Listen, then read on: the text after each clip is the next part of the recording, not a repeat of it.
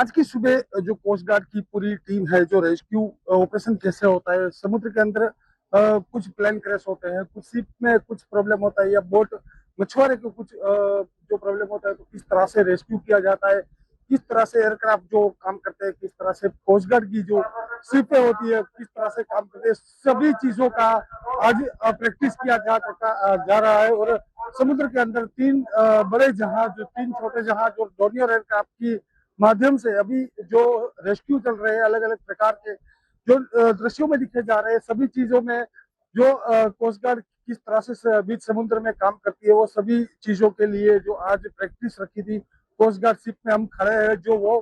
Coast guard किशोर जहाज जो सबसे बड़ी जहाज है, और सामने जो दिख रही है वो सहज जहाज है कोस्ट गार्ड की। समग्र मामले के अंदर कोस्ट गार्ड समुद्र के अंदर किस तरह से लोगों की मदद कर देती है। बॉर्डर एरिया जो होता है अपना, जो INBL जो बॉर्डर होता है, दुश्मन देश से कैसे लड़ा जा सकता है, सभी चीजों को ध्यान में रखते हुए जो सवेरे से जो प्रैक्टिस चल रही है उसके दौरान अभी 2 देर तक ये प्रैक्टिस चलेगी, और 2 देर के बाद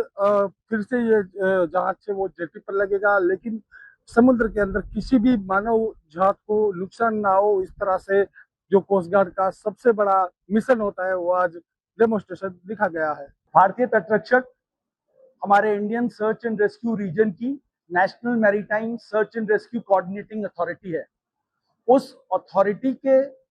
चलते और उस अपनी जिम्मेदारियों के तहत हम लोग हर 6 महीने में एक regional search and rescue exercise conduct करते हैं। ये भारतीय तटरक्षक के हर रीजन में हर 6 महीने में ये एक्सरसाइज होती है, और इस एक्सरसाइज का मेन मकसद हमारी और हमारे जितने भी स्टेक होल्डर्स हैं सर्च एंड रेस्क्यू में, उनकी कैपेबिलिटी असेसमेंट और कैपेसिटी ऑगमेंटेशन के बारे में एक स्वयंभू ऑडिट करना होता है। हम जानते हैं कि और इन एक्सरसाइज के माध्यम से हम कैसे और कैसे अपनी सर्च एंड रेस्क्यू कैपेबिलिटी को और से और अच्छा कर सकें, हम और ज्यादा रिस्पॉन्सिव बन सकें, हम और ज्यादा अगर हमको कोई ऐसी कमियां नजर आ रही हैं हम उनको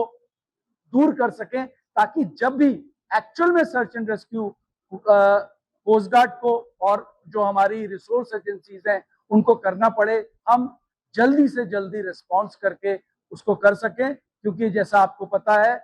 coast guard we deal with real lives at सी।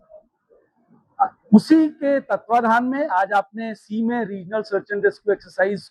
देखी, कैसे हमने एक एयरक्राफ्ट क्रैश को सिमुलेट किया, और उस एयरक्राफ्ट क्रैश को सिमुलेट करने के बाद कैसे हमारी एजेंसीज ने, सर्च एंड रेस्क्यू यूनिट्स ने, जिसमें मरीन पुलिस ने, भारतीय नौसेना ने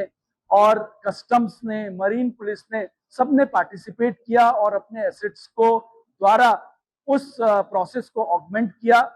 और इसका सिर्फ एक ही मकसद है कि हम अपने